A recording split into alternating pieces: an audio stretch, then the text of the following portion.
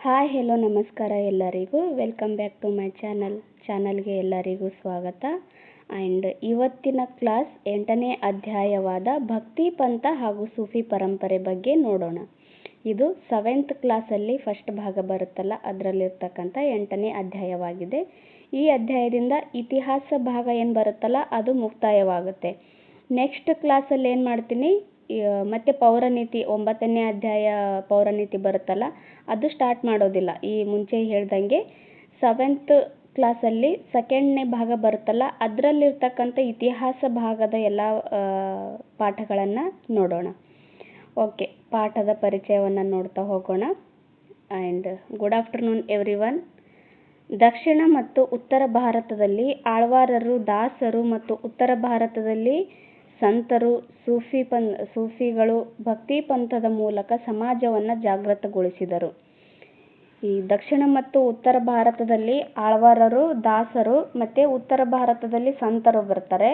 ಆಮೇಲೆ ಸೂಫಿಗಳು ಈ ಭಕ್ತಿ ಪಂಥದ ಮೂಲಕ ಏನು ಮಾಡ್ತಾರೆ, ಸಮಾಜದಲ್ಲಿ ಕೆಲವೊಂದಿಷ್ಟು ಜಾಗೃತಿಗಳನ್ನು ತಗೊಂಡು ಬರ್ತಾರೆ.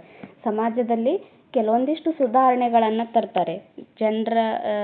ಜನರ ಮನಸ್ಸಲ್ಲಿರ್ತಕ್ಕಂಥ ಮೂಢನಂಬಿಕೆಗಳನ್ನು ಹೋಗಲಾಡಿಸೋದಕ್ಕೆ ಇವರು ಕೆಲವೊಂದಿಷ್ಟು ಪ್ರಯತ್ನವನ್ನು ಮಾಡ್ತಾರೆ. ಈ ಅಧ್ಯಾಯದಲ್ಲಿ ಭಕ್ತಿ ಪಂಥದ ಆಶಯ, ಅರ್ಥ ಮತ್ತು ಲಕ್ಷಣಗಳನ್ನು ಹೇಳಲಾಗಿದೆ. ದಕ್ಷಿಣ ಭಾರತದಲ್ಲಿನ ಆಂಡಾಳ್, ಅಕ್ಕಮಹಾದೇವಿ, ಕನಕದಾಸರು, ಪುರಂದರದಾಸರು, ಶಿಶುನಾಳ ಶರೀಫರನ್ನು ಪರಿಚಯಿಸಲಾಗಿದೆ. ದಕ್ಷಿಣ ಭಾರತದಲ್ಲಿ ಇವರೆಲ್ಲ ಬರ್ತಾರೆ. ಅದರಂತೆ ಉತ್ತರ ಭಾರತದಲ್ಲಿ ಕಬೀರದಾಸ, ಗುರುನಾನಕ, ತುಳಸಿದಾಸರು, ಆಮೇಲೆ ಮೀರಾಬಾಯಿ, ಶ್ರೀ ಚೈತನ್ಯರು, ಸೂಫಿ ಸಂತರು ಇವರನ್ನು ಪರಿಚಯ ಮಾಡಲಾಗಿದೆ. ಜೊತೆಗೆ ಭಕ್ತಿ ಪಂಥವು ವಿಭಿನ್ನ ಧರ್ಮೀಯರ ನಡುವೆ ಸಾಧಿಸಿದ ಸಾಮರಸ್ಯವನ್ನು ಹಾಗೂ ಸ್ಥಳೀಯ ಭಾಷೆಗಳ ಸಂಪನ್ನತೆಗೆ ನೀಡಿದ ಕೊಡುಗೆಗಳನ್ನು ವಿವರಿಸಲಾಗಿದೆ. ಇವರೇನು ಮಾಡ್ತಾರೆ, ಭಕ್ತಿ ಪಂಥದ ಮೂಲಕ ಸಮಾಜದಲ್ಲಿ ಜಾಗೃತಿಯನ್ನು ಮೂಡಿಸ್ತಾರಲ್ಲ, ಇವರು ಸ್ಥಳೀಯ ಭಾಷೆಗಳ ಅಭಿವೃದ್ಧಿಗೆ ಪ್ರಯತ್ನಿಸ್ತಾರೆ. ಅಂದರೆ ಸಂಸ್ಕೃತ ಆ ರೀತಿಯಾದ ಭಾಷೆಗಳನ್ನು ಬಿಟ್ಟು ಸ್ಥಳೀಯ ಜನರು ಯಾವ ಭಾಷೆಯನ್ನು ಮಾತಾಡ್ತಾರಲ್ಲ ಆ ಭಾಷೆಯನ್ನು ಇವರು ಅಭಿವೃದ್ಧಿಗೊಳಿಸ್ತಾರೆ. ಓಕೆ, ಭಾರತವು ವೈವಿಧ್ಯಮಯವಾದ ಸಾಮಾಜಿಕ ಆಚರಣೆಗಳನ್ನು ಹೊಂದಿರುವ ದೇಶವಾಗಿದ್ದು, ಮಧ್ಯಯುಗದ ಜನತೆ ಸಾಮಾಜಿಕ ಮತ್ತು ಧಾರ್ಮಿಕ ಬದಲಾವಣೆಗಳನ್ನು ಬಯಸಿದ ಕಾರಣ ಆ ಸಂದರ್ಭದಲ್ಲಿ ಉದಯಿಸಿದ ಕೆಲವು ಭಕ್ತಿ ಪಂಥ ಮತ್ತು ಸೂಫಿ ಪರಂಪರೆಯ ಸಂತರು ಸುಧಾರಣೆಗೆ ಮುಂದಾದರು. ಈ ಸಮಾಜದಲ್ಲಿ ಕೆಲವೊಂದಿಷ್ಟು ಆಚರಣೆಗಳಿರ್ತಾವಲ್ಲ, ವೈವಿಧ್ಯಮಯವಾದ ಸಾಮಾಜಿಕ ಆಚರಣೆಗಳು, ಆಮೇಲೆ ಧಾರ್ಮಿಕ ವಿಧಿವಿಧಾನಗಳು ಎಲ್ಲ ಇರ್ತಾವಲ್ಲ, ಮಧ್ಯಯುಗದಲ್ಲಿನ ಜನರು ಏನು ಮಾಡ್ತಾರೆ, ಈ ಸಾಮಾಜಿಕ ಮತ್ತು ಧಾರ್ಮಿಕ ಧಾರ್ಮಿಕ ಬದಲಾವಣೆಗಳು ಆಗಬೇಕು ಅಂತ ಬಯಸಿರ್ತಾರೆ. ಆದ್ದರಿಂದ ಈ ಭಕ್ತಿ ಪಂಥ ಮತ್ತು ಸೂಫಿ ಪರಂಪರೆ ಸಂತರು ಏನು ಮಾಡ್ತಾರೆ, ಸುಧಾರಣೆಗಳ ಮಾಡೋದಕ್ಕೆ ಮುಂದಾಗ್ತಾರೆ. ಅವರು ವಿಶ್ವ ಸಹೋದರತೆಗೆ ಮಹತ್ವವನ್ನು ನೀಡ್ತಾರೆ. ಮೋಕ್ಷ ಸಾಧನೆಗೆ ಭಕ್ತಿಯು ಉತ್ತಮ ಮಾರ್ಗ ಅಂತ ಸಾರ್ತಾರೆ. ಈ ಸಂಪ್ರದಾಯವನ್ನು ಭಕ್ತಿ ಪಂಥ ಅಂತ ಕರೀತಾರೆ. ಭಕ್ತಿ ಎಂಬ ಸಂಸ್ಕೃತ ಪದವು ಭುಜ್ ಎಂಬ ಮೂಲದಿಂದ ಬಂದಿದೆ. ಭುಜ್ ಎಂದರೆ ಸ್ವೀಕರಿಸು ಎಂದರ್ಥ. ನೋಡಿ, ಇದು ಕೇಳಿದ್ರು, ಭಕ್ತಿ ಎಂಬ ಪದ ಯಾವ ಭಾಷೆಯಿಂದ ಬಂದಿದೆ ಅಂತ ಕೇಳಿದ್ರು. ಇದು ಸಂಸ್ಕೃತ ಪದವಾಗಿದೆ. ಇದು ಭುಜ್ ಅಂತ ಕರೀತಾರೆ. ಭಕ್ತಿ ಅಂದರೆ ಭುಜ್ ಅಂತ ಕರೀತಾರೆ. ಭುಜ್ ಅಂದ್ರೇನು, ಸ್ವೀಕರಿಸು ಎಂದರ್ಥ. ನೋಡಿ, ಈ ಥರ ಎಲ್ಲೋ ಕಲರಲ್ಲಿ ಕೊಡ್ತಾರಲ್ಲ, ತುಂಬಾ ಇಂಪಾರ್ಟೆಂಟ್ ಆಗ್ತವೆ. ಅವನ್ನ ಸಂಕ್ಷಿಪ್ತವಾಗಿ ನೋಡಬೇಕು ನೀವು, ಸೂಕ್ಷ್ಮವಾಗಿ ನೋಡಬೇಕು. ಭಕ್ತಿ ಪಂಥದ ಸಾರವನ್ನು ನೋಡೋಣ. ಭಕ್ತಿ ಪಂಥವು ಮೇಲು ಕೀಳು ಎಂಬ ಭೇದ ಭಾವವನ್ನು ಖಂಡಿಸಿತು, ಸಮಾನತೆಯನ್ನು ಸಾರುತ್ತೆ. ಭಕ್ತಿ ಪಂಥ ಏನು ಮಾಡುತ್ತೆ, ನಾವು ಮೇಲು ನೀವು ಕೀಳು ಈ ಥರ ಈ ಎಲ್ಲ ಭೇದ ಭಾವನ ಖಂಡಿಸಿ ಎಲ್ಲರೂ ಸಮಾನರು ಅನ್ನೋ ಸಮಾನತೆಯನ್ನು ಸಾರುತ್ತೆ.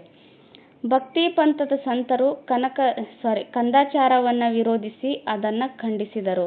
ಕಂದಾಚಾರ ಮಾಡೋದನ್ನು ವಿರೋಧಿಸ್ತಾರೆ. ಇವರು ಜನರ ಹೃದಯವನ್ನು ಬೆಸೆಯುವ ಕಾರ್ಯವನ್ನು ಮಾಡ್ತಾರೆ.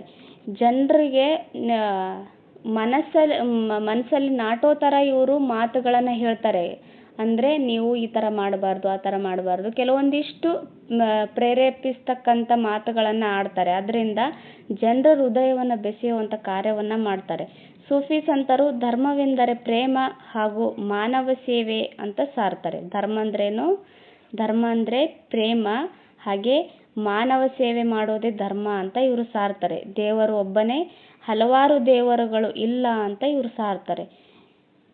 ಓಕೆ, ನೆಕ್ಸ್ಟು ದಕ್ಷಿಣ ಭಾರತದ ಭಕ್ತಿ ಪರಂಪರೆಯನ್ನು ನೋಡೋಣ. ದಕ್ಷಿಣ ಭಾರತದಲ್ಲಿ ಭಕ್ತಿ ಪರಂಪರೆಯನ್ನು ಸಾರಿರ್ತಕ್ಕಂಥವ್ರನ್ನ ನೋಡೋಣ. ಇಲ್ಲಿ ಆಂಡಾಳ್ ಅಂತ ಬರ್ತಾರೆ. ತಮಿಳುನಾಡಿನ ವಿಷ್ಣು ಭಕ್ತರಾದ 12 ಮಂದಿ ಆಳ್ವಾರರಲ್ಲಿ ಆಂಡಾಳ್ ಕೂಡ ಒಬ್ಬರು. ಇವರೇ ಆಂಡಾಳ್. ಈ 12 ಮಂದಿ ಆಳ್ವಾರರು ಇರ್ತಾರೆ, ಅದರಲ್ಲಿ ಇವರು ಆಂಡಾಳ್ ಕೂಡ ಒಬ್ಬರಾಗಿದ್ದಾರೆ. ಇವರು ವಿಷ್ಣು ಚಿತ್ತರ ಸಾಕುಮಗಳು. ಆಂಡಾಳ್ ಯಾರು? ವಿಷ್ಣು ಚಿತ್ತರು ಇರ್ತಾರಲ್ಲ, ಅವರ ಸಾಕುಮಗಳಾಗಿರ್ತಾರೆ. ವಿಷ್ಣು ಚಿತ್ತರು ಒಬ್ಬ ಆಳ್ವಾರರಾಗಿರ್ತಾರೆ. ಇವರನ್ನ ಪೇರಿಯಾಳ್ವಾರ್ ಎಂಬ ಹೆಸರಿನಿಂದ ಕರೆಯುತ್ತಾರೆ. ಪೇರಿಯಾಳ್ವಾರ್ ಅಂತ ಕರಿತಾ ಇದ್ರು ವಿಷ್ಣು ಚಿತ್ತರನ್ನ. ಆಂಡಾಳರ ಮೂಲ ಹೆಸರು ಗೋದಾದೇವಿ. ನೋಡಿ, ಈ ಥರ ಕೇಳ್ತಾರೆ, ಆಂಡಾಳರ ಮೂಲ ಹೆಸರು ಏನಂತ. ಇವರು ಗೋದಾದೇವಿ. ಇವರು ಕೃಷ್ಣನ ಭಕ್ತರಾಗಿರ್ತಾರೆ. ಶ್ರೀ ವಿಲ್ಲಿಪುತ್ತೂರಿನಲ್ಲಿರುವ ಕೃಷ್ಣ ದೇವಸ್ಥಾನಕ್ಕೆ ಇವರ ತಂದೆ ಹೂಮಾಲೆ ಮಾಡಿ ದೇವರಿಗೆ ಮುಡಿಸುತ್ತಿದ್ದರು. ಹೂಮಾಲೆಯನ್ನು ಮಾಡಿ ಕೃಷ್ಣ ದೇವಸ್ಥಾನಕ್ಕೆ ಕೊಡ್ತಾ ಇರ್ತಾರೆ. ಆಂಡಾಳ್ರವರು ಕೃಷ್ಣನನ್ನೇ ಪ್ರೇಮಿಸಿ ಆತನೇ ತನ್ನ ಗಂಡನೆಂದು ಹೇಳುತ್ತಿದ್ದರು. ಇವರು ತಿರುಪ್ಪಾಮೈ ಎಂಬ ಗ್ರಂಥ ರಚಿಸಿ ದೇವರಿಗೆ ಸಮರ್ಪಿಸಿದರು. ಆಂಡಾಳರು ರಚಿಸಿದ ಗ್ರಂಥ ಯಾವುದು ಅಂತ ಕೇಳಬಹುದು ಎಕ್ಸಾಮಲ್ಲಿ. ತಿರುಪ್ಪಾಮೈ ಅನ್ನೋ ಒಂದು ಗ್ರಂಥವನ್ನು ರಚನೆ ಮಾಡ್ತಾರೆ. ಇದನ್ನ ದೇವರಿಗೆ ಅರ್ಪಿಸ್ತಾರೆ. ತಮಿಳುನಾಡಿನಲ್ಲಿ ಈ ತಿರುಪ್ಪಾಮೈ ವ್ರತಾಚರಣೆಗೆ ತುಂಬ ಪ್ರಸಿದ್ಧಿಯನ್ನು ಹೊಂದಿದೆ. ಆಳ್ವಾರರ ಪ್ರಕಾರ ವಿಷ್ಣು ಭಕ್ತರಾದವರೆಲ್ಲರೂ ಸಮಾನರು.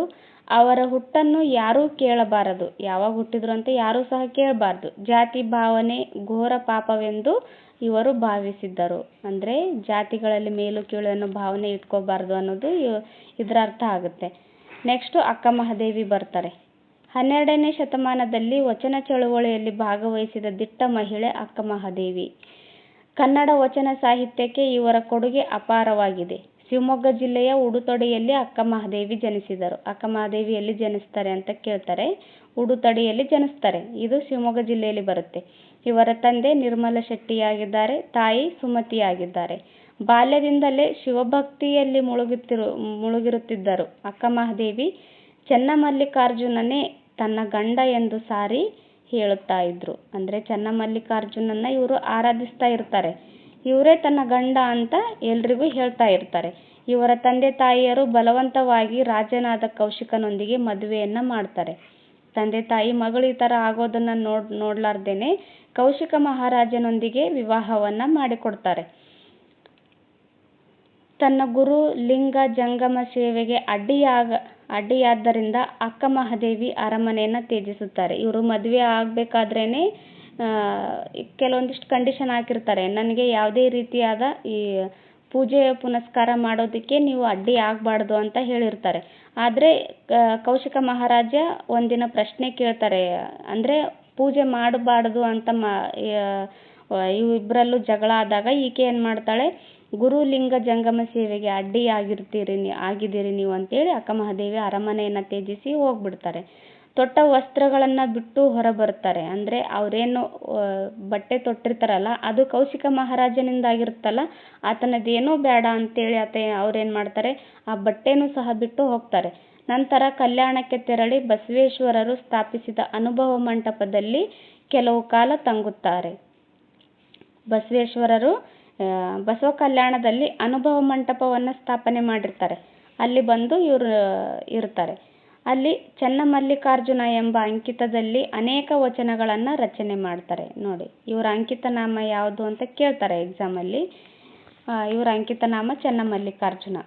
ಎಲ್ಲ ಶಿವಶರಣರಿಗೂ ಅಕ್ಕ ಮಹಾದೇವಿಯ ಬಗೆಗೆ ಅಪಾರ ಗೌರವವಿತ್ತು. ನೋಡಿ, ಈಕೆ ತೊಟ್ಟ ವಸ್ತ್ರಗಳನ್ನು ಬಿಟ್ಟು ಹೋಗ್ತಾರೆ ಅಂತಂದರೆ ಅವರು ತನ್ನ ಮೈ ಮೇಲಿರ್ತಕ್ಕಂಥ ಬಟ್ಟೆ ತೆಗ್ದಾಗೆಲ್ಲ ಮೈ ಮೇಲೆಲ್ಲ ಹೊದಿಕೆ ರೂಪದಲ್ಲಿ ಕೂದಲು ಬೆಳಿತಾವೆ ಅವರಿಗೆ.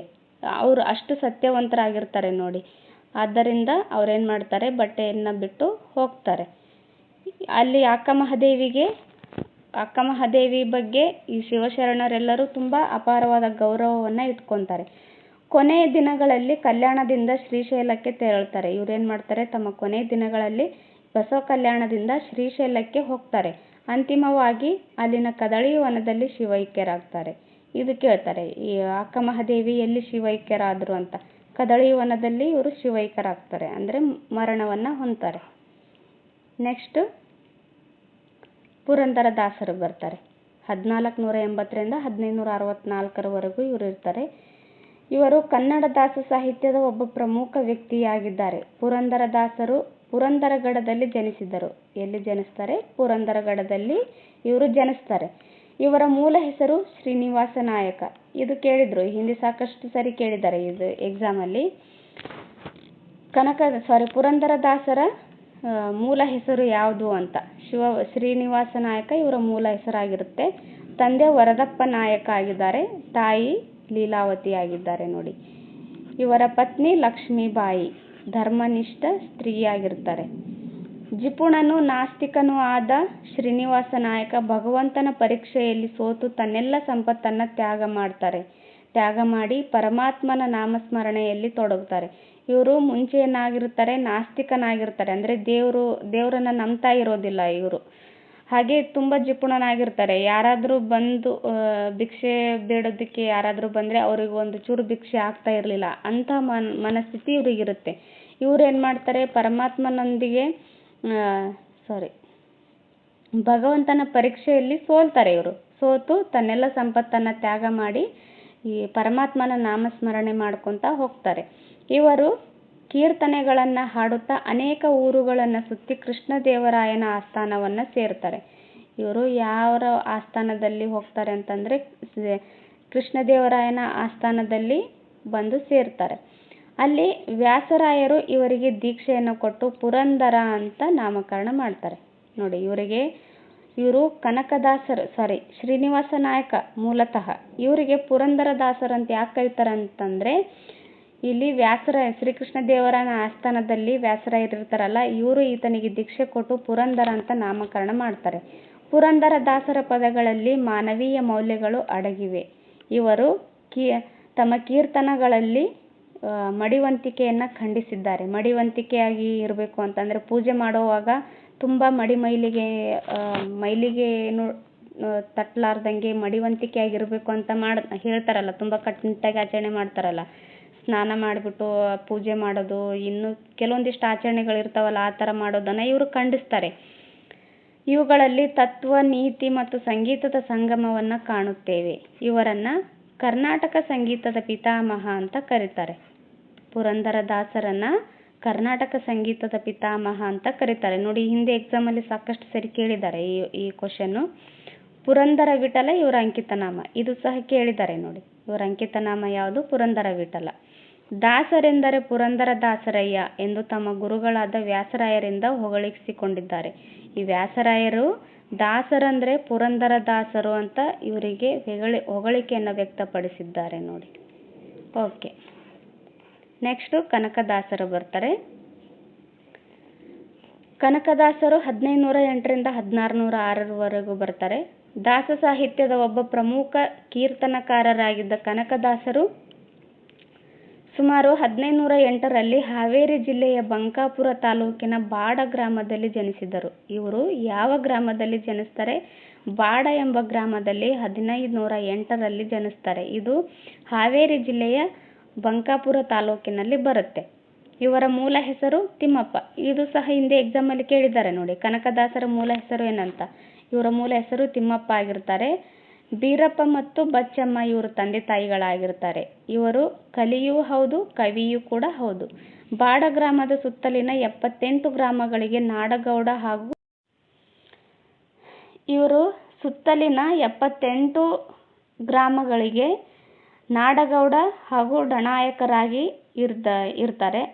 ಕೊಪ್ಪರಿಗೆ ತುಂಬಿದ ಕನಕ ದೊರೆಯಲಾಗಿ ಕನಕನಾಯಕ ಆದರೆಂದು ಪ್ರತೀತಿ ಇದೆ ಇವರಿಗೆ. ಅಂದರೆ ಭಾರಿ ಪ್ರಮಾಣದ ಬಂಗಾರ ಇವರಿಗೆ ಸಿಗುತ್ತೆ. ಆದ್ದರಿಂದ ಇವರಿಗೆ ಕನಕನಾಯಕ ಆದರೆಂದು ಪ್ರತೀತಿ ಇದೆ. ಕೌಟುಂಬಿಕ ಜೀವನದಲ್ಲಿ ವೈರಾಗ್ಯ ಉದಯಿಸಿ ವ್ಯಾಸರಾಯರ ಶಿಷ್ಯರಾದರು. ತಮ್ಮ ಕೌಟುಂಬಿಕ ಜೀವನದಲ್ಲಿ ವೈರಾಗ್ಯ ಉಂಟಾಗುತ್ತೆ. ಆದ್ದರಿಂದ ಇವರೇನು ಮಾಡ್ತಾರೆ, ಈ ಶ್ರೀಕೃಷ್ಣ ದೇವರಾಯನ ಆಸ್ಥಾನದಲ್ಲಿರ್ತಕ್ಕಂಥ ವ್ಯಾಸರಾಯರು ಪುರಂದರದಾಸರಿಗೆ ದೀಕ್ಷೆಯನ್ನು ಕೊಡ್ತಾರಲ್ಲ, ಆ ವ್ಯಾಸರಾಯರಿಗೆ ಇವರು ಶಿಷ್ಯರಾಗ್ತಾರೆ. ಮುಂದೆ ಕನಕದಾಸರಂತ ಅನಿಸ್ಕೊಂತಾರೆ. ಇವರು ಅನೇಕ ಕೀರ್ತನೆಗಳನ್ನು ರಚಿಸಿದ್ದಾರೆ. ಆದಿಕೇಶವ ಇವರ ಅಂಕಿತನಾಮವಾಗಿದೆ. ನೋಡಿ, ಇವರ ಅಂಕಿತನಾಮ ಯಾವುದು ಅಂತ ಈ ಹಿಂದೆ ಎಕ್ಸಾಮಲ್ಲಿ ಸಾಕಷ್ಟು ಸರಿ ಕೇಳಿದ್ದಾರೆ. ಹಾಗೆ ಇದು ಸಹ ಕೇಳಿದ್ದಾರೆ, ಅವರ ಇಷ್ಟ ದೈವ ಯಾವುದು ಅಂತ. ಆ ಕಾಗಿನೆಲೆ ಆದಿಕೇಶವ ಇವರ ಇಷ್ಟ ದೈವ. ಇವೆರಡನ್ನೂ ಸಹ ಸಾಕಷ್ಟು ಸರಿ ಕೇಳಿದ್ದಾರೆ. ನೋಡಿ, ಇವರು ತಮ್ಮ ಹಾಡುಗಳಲ್ಲಿ ಸಮಾಜದ ಮೂಢನಂಬಿಕೆಗಳನ್ನು ಖಂಡಿಸಿ ಭಗವಂತನನ್ನು ಸೇರುವ ಸರಳ ಮಾರ್ಗವನ್ನು ಬೋಧಿಸಿದ್ದಾರೆ.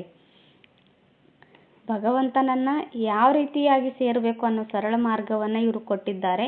ಹಾಗೆ ಇವರು ತಮ್ಮ ಕೀರ್ತನೆಯಲ್ಲಿ ಜಾತಿ ಪದ್ಧತಿಯನ್ನು ವಿಡಂಬನೆ ಮಾಡಿದ್ದಾರೆ. ಜಾತಿ ಪದ್ಧತಿ ಮಾಡೋದ್ರಿಂದ ಏನೆಲ್ಲ ಆಗುತ್ತೆ ಅನ್ನೋದನ್ನು ಇವರು ವಿಡಂಬನೆ ಮೂಲಕ ವಿಡಂಬನೆ ಮಾಡಿದ್ದಾರೆ. ಓಕೆ, ನೆಕ್ಸ್ಟು ಕನಕನ ಕಿಂಡಿ ಅಂತ ಬರುತ್ತೆ.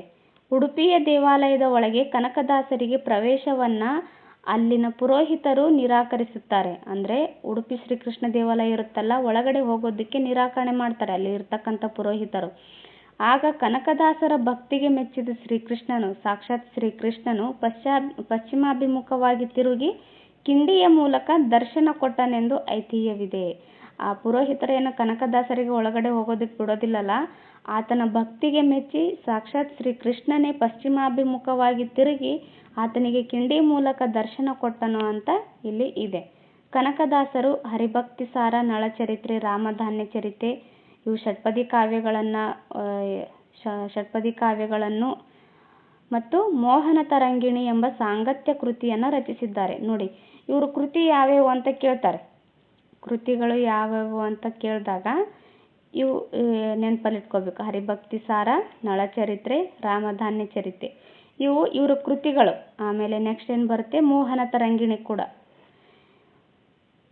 ಇವರು ಕೃತಿಗಳಂತ ಕೇಳ್ತಾರೆ. ಬಟ್ ಕ್ವಶನಲ್ಲಿ ಇವಾಗ ಏನು ಮಾಡ್ತಾರೆ, ನೆಕ್ಸ್ಟ್ ಪಾರ್ಟ್ ಈ ಕೃತಿಗಳು ಯಾವ ಒಂದು ಕಾವ್ಯದಲ್ಲಿದೆ ಈ ಥರ ಕೇಳ್ತಾರೆ.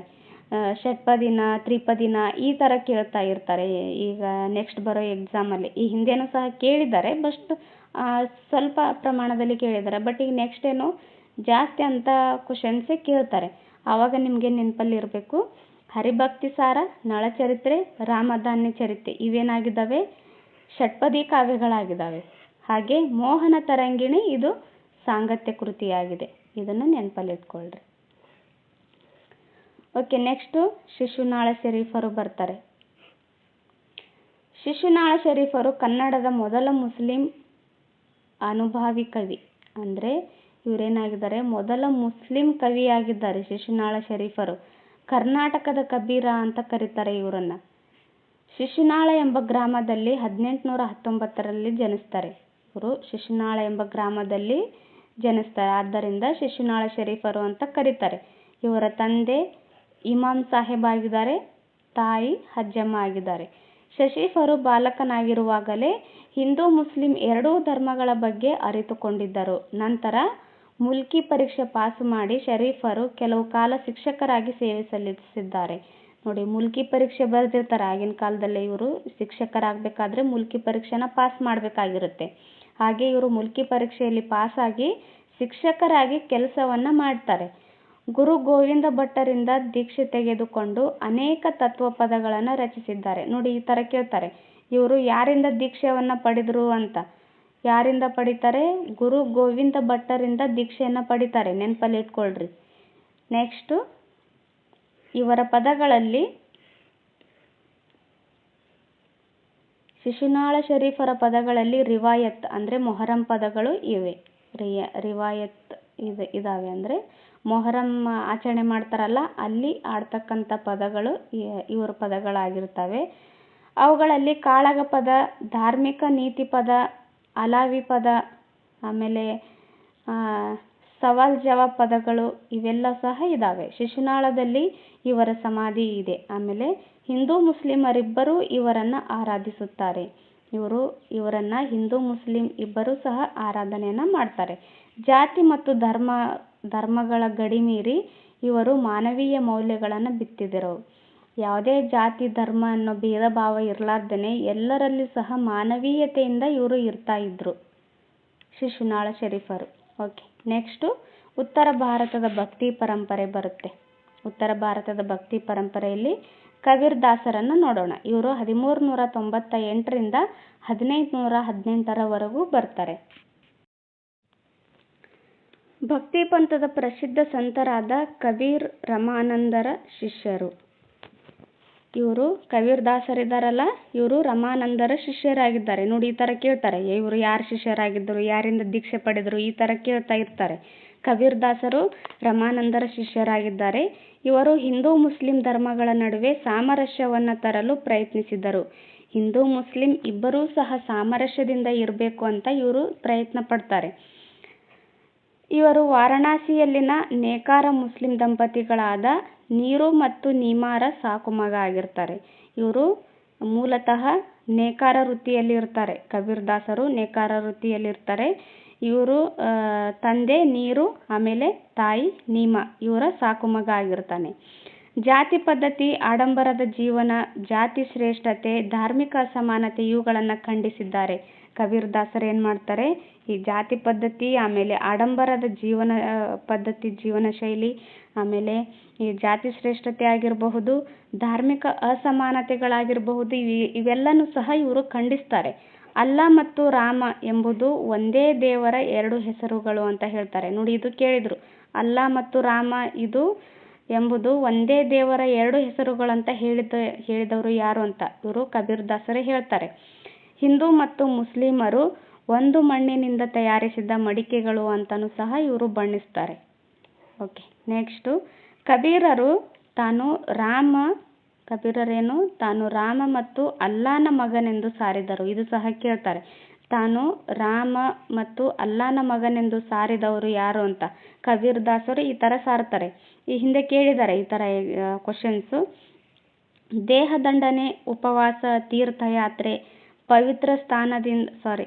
ಪವಿತ್ರ ಸ್ಥಾನದಿಂದ ದೇವರನ್ನು ಕಾಣಲು ಸಾಧ್ಯವಿಲ್ಲ. ದೇಹದಂಡನೆ ಮಾಡೋದ್ರಿಂದ, ಉಪವಾಸ ಮಾಡೋದ್ರಿಂದ, ತೀರ್ಥಯಾತ್ರೆ ಮಾಡೋದ್ರಿಂದ ಅಥವಾ ಪವಿತ್ರ ಸ್ಥಾನದಲ್ಲಿ ಇರಬೇಕು ಅಂತ ಹೇಳ್ತಾರಲ್ಲ, ಆ ಥರ ಮಾಡೋದ್ರಿಂದ ಏನಾಗುತ್ತೆ, ದೇವರನ್ನು ಕಾಣೋದಕ್ಕೆ ಸಾಧ್ಯ ಆಗೋದಿಲ್ಲ. ಆದರೆ ಪವಿತ್ರವಾದ ಭಕ್ತಿ ಮಾರ್ಗದಿಂದ ಮಾತ್ರ ದೇವರನ್ನು ಕಾಣಲು ಸಾಧ್ಯ ಅಂತ ಇವರು ಹೇಳ್ತಾರೆ. ಕಬೀರರು ತಮ್ಮ ತತ್ವಗಳನ್ನು ಜನರಿಗೆ ಅರ್ಥವಾಗುವಂತೆ ದೋಹಾ ಅಂದರೆ 2 ಸಾಲಿನ ಪದ್ಯಗಳು, ಇದು ಕೇಳಿದ್ದಾರೆ. ದೋಹಾ ಅಂತಂದರೆ ಏನು ಅಂತ. ದೋಹಾ ಅಂದರೆ 2 ಸಾಲಿನ ಪದ್ಯಗಳು. ಇದನ್ನು ರಚನೆ ಮಾಡಿದವರು ಯಾರು? ಕಬೀರ್ ದಾಸರು. ಈ ದೋಹಾಗಳೆಂಬ ಸಣ್ಣ ಕಾವ್ಯಗಳಲ್ಲಿ ಬೋಧಿಸ್ತಾರೆ. ಜನರಿಗೆ ನೇರವಾಗಿ ಅರ್ಥ ಆಗೋ ರೀತಿ, ಅವ್ರ ಮನಸ್ಸಿಗೆ ನಾಟೋ ರೀತಿಯಲ್ಲಿ ದೋಹಾಗಳ ಮೂಲಕ ಇವರು ಬೋಧನೆಯನ್ನು ಮಾಡ್ತಾರೆ. ಇವರ ಅನುಯಾಯಿಗಳನ್ನು ಕಬೀರ್ ಪಂಥಿಗಳೆಂದು ಕರೀತಾರೆ. ಕಬೀರ್ ದಾಸರ ಅನುಯಾಯಿಗಳನ್ನು ಕಬೀರ್ ಪಂಥಿಗಳು ಅಂತ ಕರೀತಾರೆ. ಓಕೆ, ನೆಕ್ಸ್ಟು ಗುರುನಾನಕರು ಬರ್ತಾರೆ.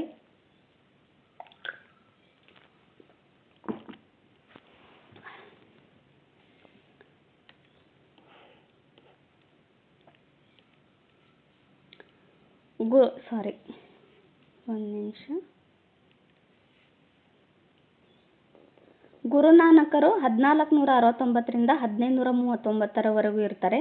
ಗುರುನಾನಕರು ಸಿಖ್ ಧರ್ಮದ ಸಂಸ್ಥಾಪಕರು. ಈ ಸಿಖ್ ಧರ್ಮದ ಸ್ಥಾಪಕರು ಆಗಿದ್ದಾರೆ ಗುರುನಾನಕರು.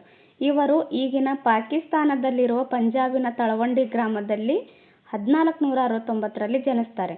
ಈ ಪ್ರೆಸೆಂಟ್ ಇದು ಏನಾಗಿದೆ ತಳವಂಡಿ, ಇದು ಪಾಕಿಸ್ತಾನದಲ್ಲಿ ಸೇರ್ಪಡೆಯಾಗಿದೆ. ಈ ಗ್ರಾಮ ಪಾಕಿಸ್ತಾನದಲ್ಲೂ ಸಹ ಪಂಜಾಬ್ ಅನ್ನೋ ಗ್ರಾಮ ಇದೆ. ಅಲ್ಲಿರ್ತಕ್ಕಂಥ ತಳವಂಡಿ ಎಂಬ ಗ್ರಾಮದಲ್ಲಿ ಇವರು ಜನಿಸ್ತಾರೆ. 1469ರಲ್ಲಿ ಜನಿಸ್ತಾರೆ. ಮೆಹತ್ ಕೌಲ್ ಮತ್ತು ತೃಪ್ತಾ ಇವರ ತಂದೆ ತಾಯಿಗಳಾಗಿದ್ದಾರೆ. ಮೆಹತ್ ಕೌಲ್ ತಂದೆ ಆಗಿದ್ದಾರೆ, ತೃಪ್ತಾ ಇವರ ತಾಯಿ ಆಗಿದ್ದಾರೆ. ಅವರು ಹಿಂದೂ ಮುಸ್ಲಿಂ ಮತಗಳ ಸಮಾನ ಅಂಶಗಳನ್ನು ಒತ್ತಿ ಹೇಳಿದರು. ಗ್ರಂಥ ಸಾಹಿಬ್ ಅನ್ನೋದು ಈ ಸಿಖ್ಖರ ಪವಿತ್ರ ಗ್ರಂಥವಾಗಿದೆ.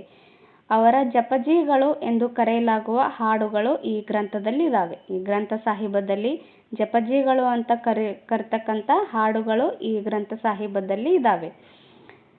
ದೇವರ ನಾಮವನ್ನು ಜಪಿಸುವುದು ಮತ್ತು ಒಳ್ಳೆಯ ಕಾರ್ಯವನ್ನು ದೇವರ ನಾಮವನ್ನು ಜಪಿಸುವುದು ಮತ್ತು ಒಳ್ಳೆಯ ಕಾರ್ಯಗಳನ್ನು ಮಾಡುವುದಕ್ಕೆ ಸಿಖ್ ಪಂಥ ಮಹತ್ವವನ್ನು ನೀಡಿದೆ.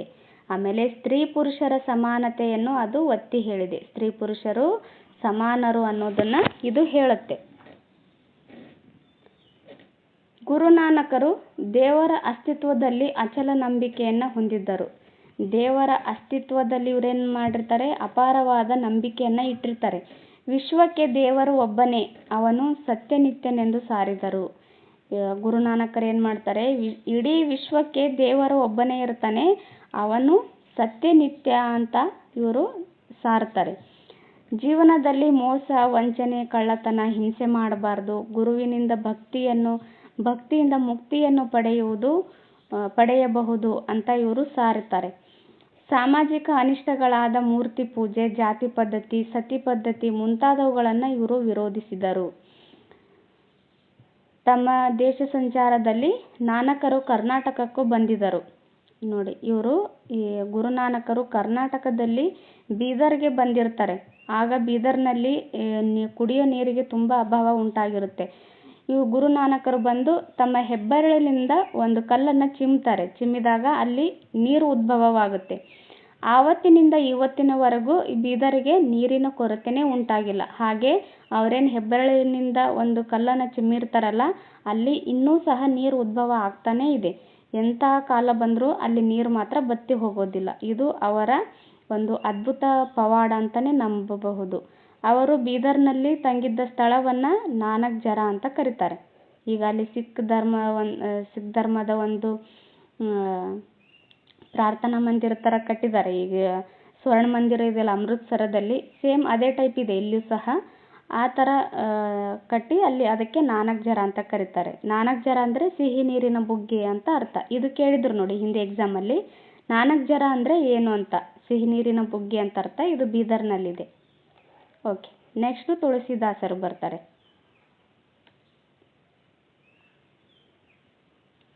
ತುಳಸಿದಾಸರು 1532ರಿಂದ 1663 ತನಕ ಇರ್ತಾರೆ. ಇವರು ಉತ್ತರ ಭಾರತದ ಭಕ್ತಿ ಮಾರ್ಗದ ಪ್ರತಿಪಾದಕರಲ್ಲಿ ತುಳಸಿದಾಸರು ಅಗ್ರಗಣ್ಯರಾಗಿದ್ದಾರೆ. ಈ ಉತ್ತರ ಭಾರತದಲ್ಲಿ ಭಕ್ತಿ ಮಾರ್ಗವನ್ನು ಪ್ರತಿಪಾದನೆ ಮಾಡ್ತಾರಲ್ಲ, ಅದರಲ್ಲಿ ತುಳಸಿದಾಸರು ಅಗ್ರಗಣ್ಯ ಆಗಿದ್ದಾರೆ. ಬ್ರಾಹ್ಮಣ ಕುಟುಂಬದಲ್ಲಿ ಜನಿಸಿದವರು. ಹಿಂದಿ ಸಾಹಿತ್ಯಕ್ಕೆ ಸಲ್ಲಿಸಿದ ಸೇವೆ ಅಪಾರವಾಗಿದೆ. ಈಗ ಕೇಳ್ಬೋದು, ಇವರು ಯಾವ ಸಾಹಿತ್ಯಕ್ಕೆ ಅಪಾರವಾದ ಸೇವೆಯನ್ನು ಸಲ್ಲಿಸಿದ್ದಾರೆ ಅಂತ. ಹಿಂದಿ ಸಾಹಿತ್ಯಕ್ಕೆ ಅಪಾರವಾದ ಸೇವೆಯನ್ನು ಸಲ್ಲಿಸ್ತಾರೆ. ಇವರು ರಾಮಚರಿತಮಾನಸ ಎಂಬ ಗ್ರಂಥವನ್ನು ಬರೆದಿದ್ದಾರೆ. ನೋಡಿ, ಇದು ಕೇಳಿದ್ದಾರೆ, ರಾಮಚರಿತಮಾನಸ ಎಂಬ ಗ್ರಂಥ ರಚಿಸಿದವರು ಯಾರು ಅಂತ. ತುಳಸಿದಾಸರು ರಚನೆ ಮಾಡ್ತಾರೆ. ಇದು ಹಿಂದಿ ಸಾಹಿತ್ಯದ ಶ್ರೇಷ್ಠ ಕೃತಿಯಾಗಿದೆ. ರಾಮಚರಿತಮಾನಸ ಹಿಂದಿ ಸಾಹಿತ್ಯದ ಶ್ರೇಷ್ಠ ಕೃತಿಯಾಗಿದೆ. ಉತ್ತರದಲ್ಲಿ ಇದು ತುಳಸಿ ರಾಮಾಯಣ ಅಂತ ಕರೀತಾರೆ. ನೋಡಿ, ಈ ಉತ್ತರ ಭಾರತದಲ್ಲಿ ಇದನ್ನು ತುಳಸಿ ರಾಮಾಯಣ ಅಂತ ಕರೆಯೋದು ಜನಪ್ರಿಯವಾಗಿದೆ. ರಾಮಭಕ್ತರಾದ ಇವರು ದೈವಭಕ್ತಿ, ಪರಿಶುದ್ಧ ಜೀವನ, ಪ್ರೀತಿ, ಪ್ರೇಮ, ಸಹನೆ, ಔದಾರ್ಯಗಳನ್ನು ಜನಮನದಲ್ಲಿ ಬಿತ್ತಿದರು. ಓಕೆ, ನೆಕ್ಸ್ಟು ಶ್ರೀ ಚೈತನ್ಯರು ಬರ್ತಾರೆ. ಇವರು 1485ರಿಂದ 1533ರವರೆಗೂ ಇರ್ತಾರೆ. ಚೈತನ್ಯರು ಪಶ್ಚಿಮ ಬಂಗಾಳದ ನವದ್ವೀಪ ಅಂದರೆ ನಾಡಿಯಾದಲ್ಲಿ 1485ರಲ್ಲಿ ಜನಿಸಿದರು. ಇದು ಕೇಳಿದರು ಹಿಂದೆ ಎಕ್ಸಾಮಲ್ಲಿ. ಶ್ರೀ ಚೈತನ್ಯರು ಜನಿಸಿದ್ದು ಎಲ್ಲಿ ಅಂತ. ಪಶ್ಚಿಮ ಬಂಗಾಳದ ನವದ್ವೀಪ ಅಂತ ಬರುತ್ತೆ. ನವದ್ವೀಪ ಅಥವಾ ನಾಡಿಯಾದಲ್ಲಿ 1485ರಲ್ಲಿ ಜನಿಸ್ತಾರೆ. ಜಗನ್ನಾಥ ಮಿಶ್ರಾ ಇವರು ತಂದೆಯಾಗಿರ್ತಾರೆ. ಸಚಿದೇವಿ ತಾಯಿಯಾಗಿರ್ತಾರೆ. ವಿಶ್ವಂಬರ ಎಂಬುದು ಶ್ರೀ ಚೈತನ್ಯರ ಮೊದಲ ಹೆಸರು. ಇದು ಸಹ ಕೇಳಿದರು, ಶ್ರೀ ಚೈತನ್ಯರ ಮೊದಲ ಹೆಸರು ಯಾವುದು ಅಂತ. ವಿಶ್ವಂಬರ ಇವರ ಮೊದಲ ಹೆಸರಾಗಿದೆ. ಈಶ್ವರಿಪುರಿ ಇವರ ಗುರುಗಳಾಗಿದ್ದರು. ಈಶ್ವರಿಪುರಿ ಗುರುಗಳಾಗಿದ್ದಾರೆ. ಚೈತನ್ಯರು ತಮ್ಮ 25ನೇ ವರ್ಷದಲ್ಲಿ ಸಂಸಾರವನ್ನು ತ್ಯಜಿಸಿ ಸನ್ಯಾಸತ್ವವನ್ನು ಸ್ವೀಕರಿಸಿದ್ದರು. ಇವರು ಮದುವೆಯೇನೋ ಆಗಿರುತ್ತೆ, 25ನೇ ವರ್ಷಕ್ಕೆ ಇವರೇನು ಮಾಡ್ತಾರೆ, ಸನ್ಯಾಸವನ್ನು ಸ್ವೀಕಾರ ಮಾಡ್ತಾರೆ ಸಂಸಾರವನ್ನು ತ್ಯಜಿಸಿ. ಇವರು ಜಾತಿ ಭೇದವನ್ನು ಅಲ್ಲಗಳೆದರು. ಮುಕ್ತಿಗೆ ಭಕ್ತಿಯೊಂದೇ ದಾರಿ ಅಂತ ಹೇಳ್ತಾರೆ. ವಿಶ್ವಭಾತೃತ್ವ ದೇವರ ಪ್ರೀತಿ ಗಳಿಸುವ ಪ್ರಥಮ ಹೆಜ್ಜೆ ಎಂದು ಬೋಧಿಸಿದರು. ನೋಡಿ, ವಿಶ್ವಭಾತೃತ್ವ ಅಂದರೆ ವಿಶ್ವದಲ್ಲೇ ಈ ಭಾತೃತ್ವ ಭಾವನೆ ಹೊಂದೋದು, ಇದು ಏನಾಗಿದೆ, ಪ್ರೀತಿ ಗಳಿಸುವ ಪ್ರಥಮ ಹೆಜ್ಜೆ ಅಂತ. ದೇವರ ಪ್ರೀತಿ ಗಳಿಸುವುದು ಪ್ರಥಮ ಹೆಜ್ಜೆ ಅಂತ ಸಾರ್ತಾರೆ.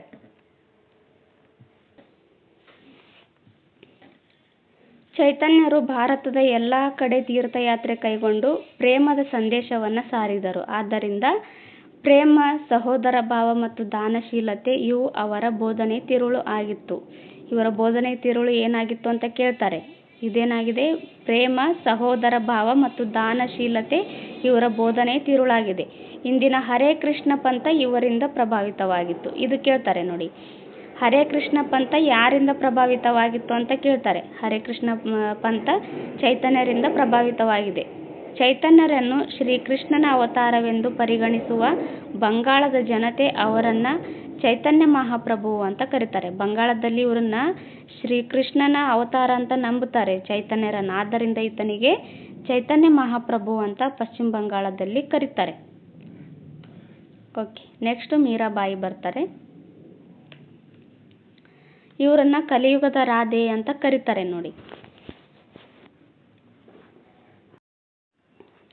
ಇವರು ಭಾರತದ ಮಹಾನ್ ಕೀರ್ತನಕಾರ್ತಿ ಕೂಡ ಆಗಿದ್ದಾರೆ. ಇವರನ್ನ ಮೀರಾಬಾಯಿ ಅಂತ ಕರೀತಾರೆ.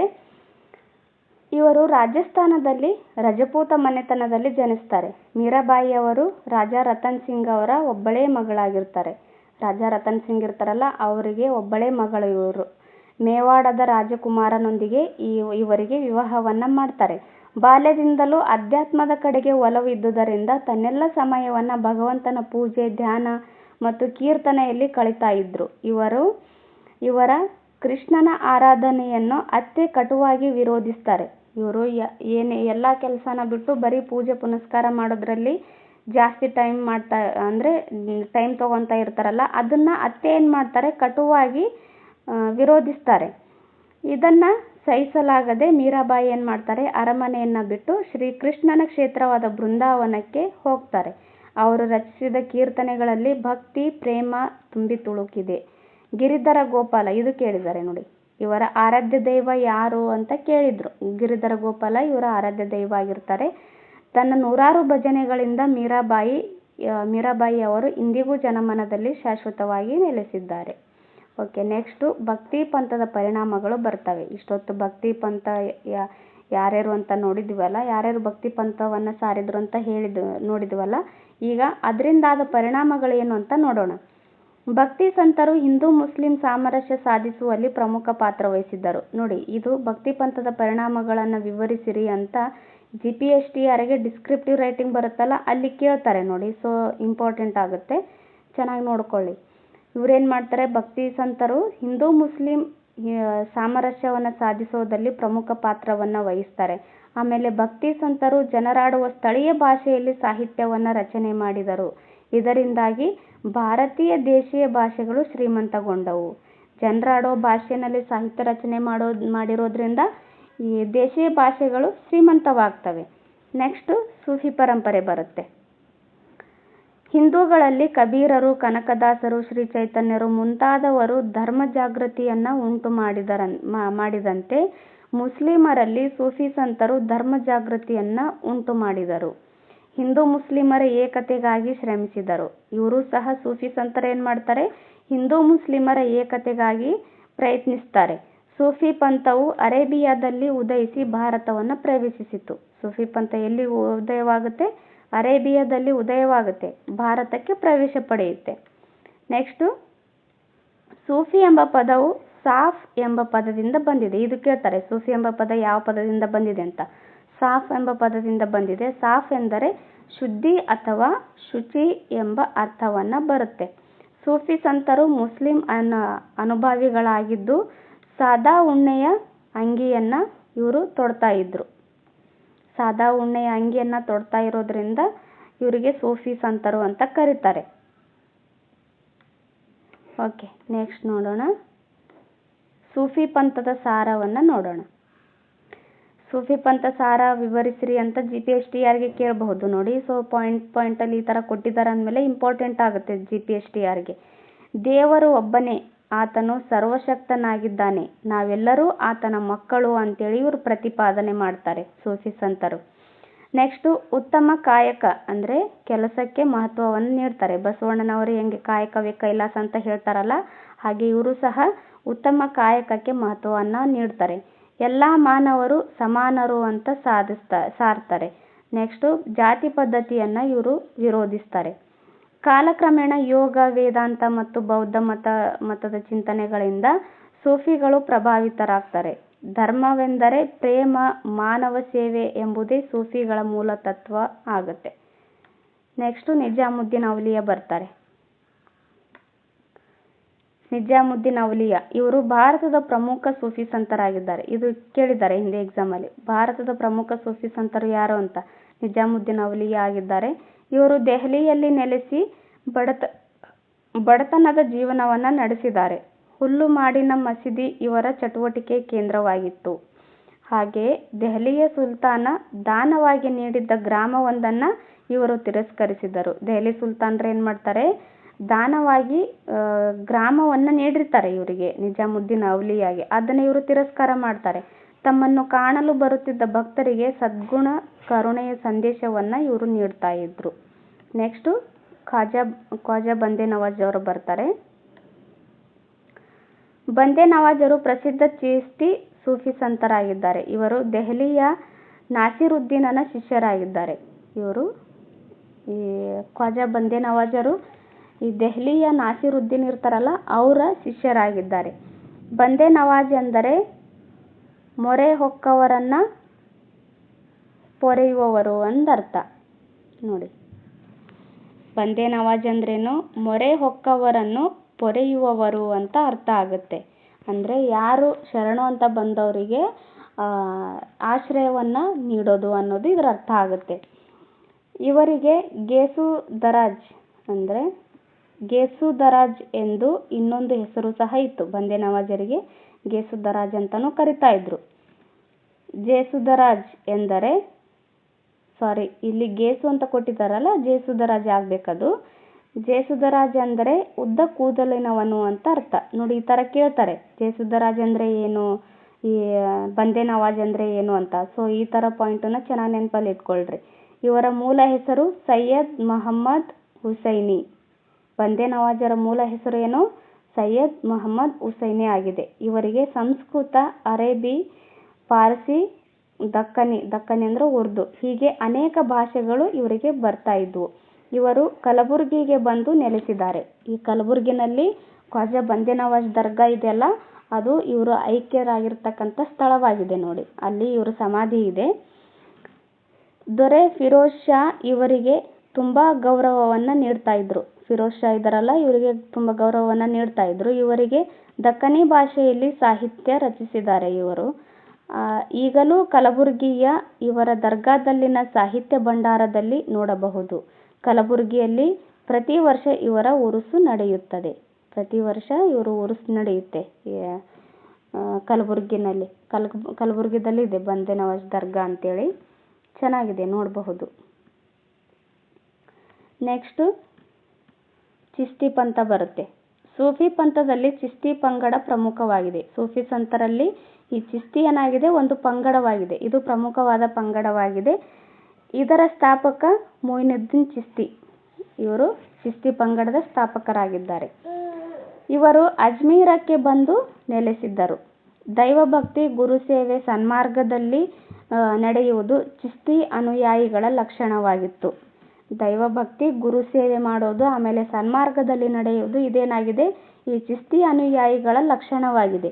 ಚಿಶ್ತಿಗಳಿಗೆ ಹಿಂದೂ ಮುಸ್ಲಿಂ ಸಾಮರಸ್ಯದ ಬಗ್ಗೆ ಕಾಳಜಿ ಇತ್ತು. ಇವರು ಜನಬಳಕೆಯ ದಕ್ಕನ್ ಭಾಷೆಯಲ್ಲಿ ಕೃತಿಯನ್ನು ಬರೆದರು. ಜನರು ಬಳಸ್ತಾ ಇದ್ರಲ್ಲ ದಕ್ಕನ್ ಭಾಷೆ ಅಂದರೆ ಉರ್ದು ಭಾಷೆ, ಆ ಭಾಷೆಯಲ್ಲಿ ಕೃತಿಗಳನ್ನು ರಚನೆ ಮಾಡ್ತಾರೆ. ಫತೇಪುರ್ ಸಿಕ್ರಿ ಎಂಬಲ್ಲಿ ಸಲೀಂ ಚಿಶ್ತಿ ಪ್ರಸಿದ್ಧವಾಗಿದೆ. ಫತೇಪುರ್ ಸಿಕ್ರಿಯಲ್ಲಿದೆ ಸಲೀಂ ಚಿಶ್ತಿ, ಅದು ಪ್ರಸಿದ್ಧವಾಗಿದೆ. ಸಲೀಂ ಚಿಶ್ತಿ ಪ್ರಸಿದ್ಧರಾಗಿದ್ದಾರೆ. ಓಕೆ, ನೆಕ್ಸ್ಟು ಸಲೀಂ ಚಿಶ್ತಿಯ ಗೋರಿ. ಈ ಸಲೀಂ ಚಿಶ್ತಿ ಇದ್ದಾರಲ್ಲ, ಸಲೀಂ ಚಿಶ್ತಿಯ ಗೋರಿ ಆಗ್ರಾದಲ್ಲಿದೆ ನೋಡಿ. ಲಾಹೋರ್ ಇದೆಯಲ್ಲ, ಲಾಹೋರು ಈಗಿನ ಪಾಕಿಸ್ತಾನದಲ್ಲಿದೆ. ಲಾಹೋರು ಶೇಖ್ ಇಸ್ಮಾಯಿಲ್ ಇದ್ದಾರೆ. ಅಜ್ಮೀರ್ದಲ್ಲಿ ಖ್ವಾಜಾ ಮೊಯಿನುದ್ದೀನ್ ಚಿಶ್ತಿ ಇದೆ. ದೆಹಲಿಯಲ್ಲಿ ನಿಜಾಮುದ್ದೀನ್ ಔಲಿಯಾ ಇದೆ. ಆರ್ಕಾಟ್ ಟಿಪ್ಪು ಮಸ್ತಾರ್ ಔಲಿಯಾ, ಆಮೇಲೆ ಕಲಬುರಗಿಯಲ್ಲಿ ಬಂದೇ ನವಾಜ್ ಇದೆ, ಖ್ವಾಜಾ ಬಂದೇ ನವಾಜ್. ಓಕೆ, ನೆಕ್ಸ್ಟು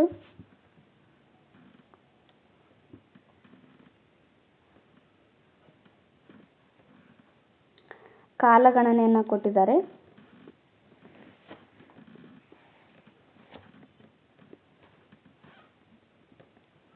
ನಿಜಾಮುದ್ದೀನ್ ಔಲಿಯಾ 1238ರಿಂದ 1325 ಬರ್ತಾರೆ. ಕಬೀರ್ ದಾಸರು 1440ರಿಂದ 1518, ಗುರುನಾನಕರು 1469ರಿಂದ 1539, ಪುರಂದರ ದಾಸರು 1480ರಿಂದ 1564 ಬರ್ತಾರೆ.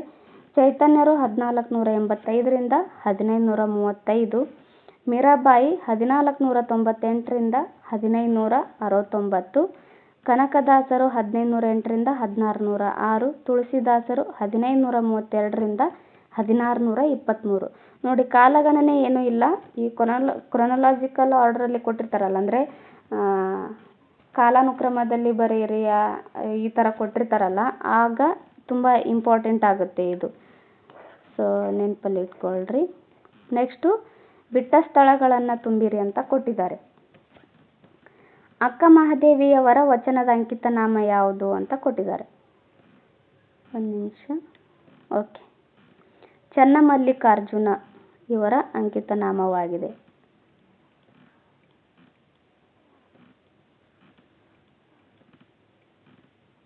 ಚನ್ನಮಲ್ಲಿಕಾರ್ಜುನ. ಪುರಂದರದಾಸರು ಯಾರ ಆಸ್ಥಾನದಲ್ಲಿದ್ದರು? ಕೃಷ್ಣದೇವರಾಯನ ಆಸ್ಥಾನದಲ್ಲಿ ಇರ್ತಾರೆ.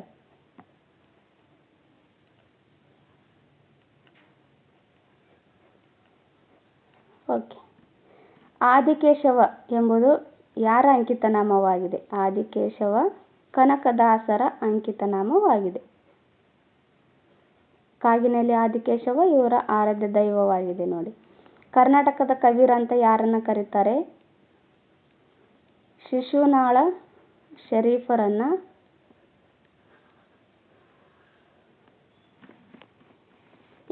ಕರ್ನಾಟಕದ ಕಬೀರ ಅಂತ ಕರೀತಾರೆ. ಚೈತನ್ಯರ ಮೂಲ ಹೆಸರು ಏನು? ನೋಡಿ, ಇದು ಹಿಂದೆ ಎಕ್ಸಾಮಲ್ಲಿ ಕೇಳಿದ್ರು, ಚೈತನ್ಯರ ಮೂಲ ಹೆಸರು ಏನು ಅಂತ. ವಿಶ್ವಂಬರ ಇವರ ಮೂಲ ಹೆಸರು ಆಗಿದೆ ನೋಡಿ.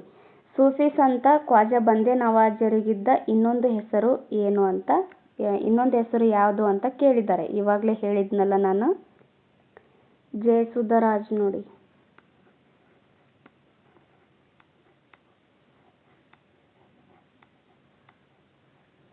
ಜಯಸುಧರಾಜ್ ಇವರಿಗೆ ಇನ್ನೊಂದು ಹೆಸರು ಇದೆ. ಆಮೇಲೆ ಇವರ ಮೂಲ ಹೆಸರು ಏನು ಅಂತ ಕೇಳ್ಬೋದು. ಇವರ ಮೂಲ ಹೆಸರು ಸೈಯದ್ ಮಹಮ್ಮದ್ ಹುಸೇನಿ ಇವರ ಮೂಲ ಹೆಸರಾಗಿದೆ. ಆಮೇಲೆ ಬಂದೇ ನವಾಜ್ ಇವರಿಗೆ ಜನಪ್ರಿಯವಾಗಿ ಕರೀತಾರೆ. ಬಂದೇ ನವಾಜ್ ಅಂದರೆ ಮೊರೆ ಹೊಕ್ಕವರನ್ನ ಪೊರೆಯುವರು ಅಂತ ಅರ್ಥ ಆಗುತ್ತೆ ನೋಡಿ. ಮತ್ತೆ ಈ ಜಯಸುಧರಾಜ್ ಇದರ ಅರ್ಥ ಏನು ಅಂತಾನು ಕೇಳ್ಬೋದು. ಜಯಸುಧರಾಜ್ ಅಂದ್ರೆ ಏನು ಅಂತ, ಉದ್ದ ಕೂದಲಿನವನು ಅನ್ನೋದು ನೆನಪಲ್ಲಿ ಇಟ್ಕೊಳ್ರಿ. ಓಕೆ, ಇದಿಷ್ಟು ಇವತ್ತಿನ ಕ್ಲಾಸ್ ಆಗಿತ್ತು. ಓಕೆ, ಇಲ್ಲಿ ಹೊಂದಿಸಿ ಬರೆಯಿರಿ ಒಂದಿಷ್ಟಿದೆ, ನೋಡಿಬಿಡೋಣ.